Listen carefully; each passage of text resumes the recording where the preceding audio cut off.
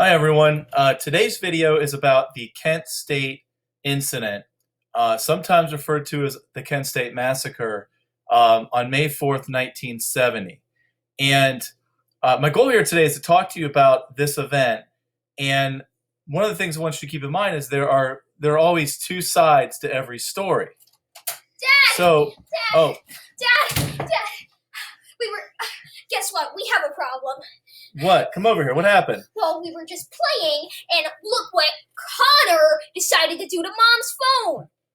It's completely shattered. It's all his fault. He shattered the screen. No, it wasn't. Yeah, it's all your fault. Okay, hey, hold on. Let's hear each side, okay? So Carson, tell me what happened.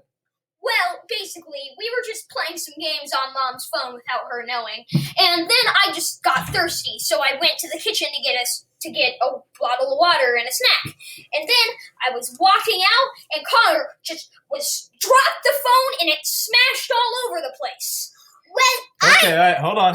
Connor, your turn to tell the story. What happened, Connor? Well, what happened was I dropped it because he spilled the water, which made me slip.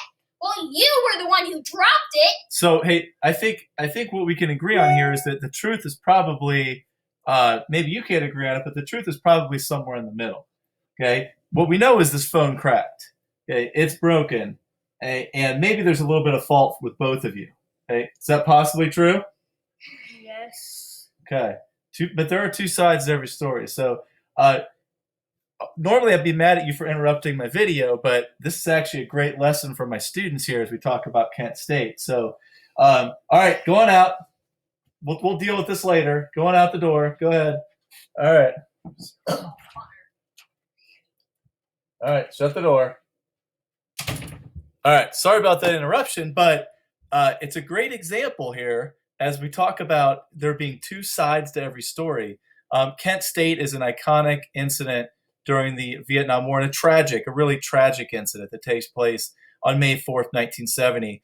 And if you're doing the math, the 50th anniversary of the shooting at Kent State is coming up here, okay, in just a couple weeks. So this is a pretty relevant thing in terms of a relevant event in terms of the timing and the anniversary that's happening. So I want you to look at both sides. I want you to think about what happened here, why this happened, what are the factors that led to this. So with the Vietnam War going on, by the time we get to 1970, Richard Nixon was elected in 68, and Richard Nixon, his policy of Vietnamization, of trying to bring this war and let the Vietnamese take care of their own war, the idea that we're going to be removing troops, that's something that was in the minds of a lot of people.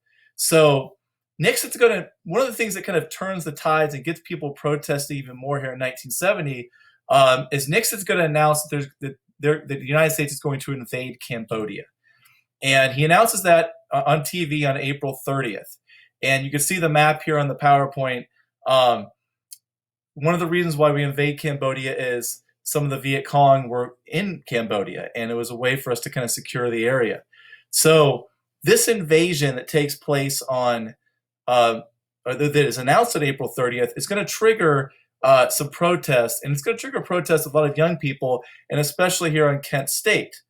So I want to give you a little timeline of events, and I'm going to ask you for this assignment to watch a video that's going to explain this very well with some images and all of that. But I told you April 30th, Nixon announces the invasion of Cambodia. On Kent State's campus, May 1st, 500 students are going to be protesting in the afternoon.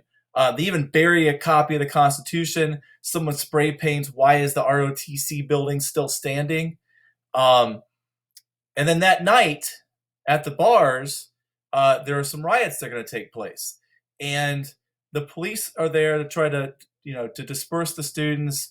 Some tear gas is used. So you start to have these protests and anger, and it's building at Kent State.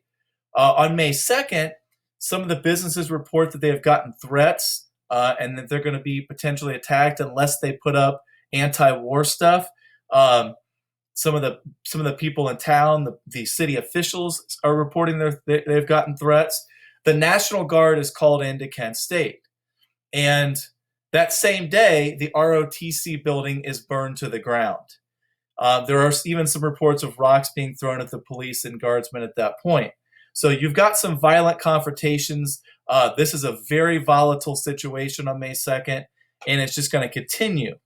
So on May 3rd, the governor of Ohio calls the protesters un-American. There's another protest in the evening, and in that protest, tear gas is used to disperse the crowds. So again, the situation continues to be inflamed. It's very, very volatile, and that leads us to the really, really tragic day of May 4th, 1970. And there was a protest scheduled on May 4th. The university tries to stop the protest. They print out pamphlets, hand out 12,000 flyers. They're trying to cancel this protest.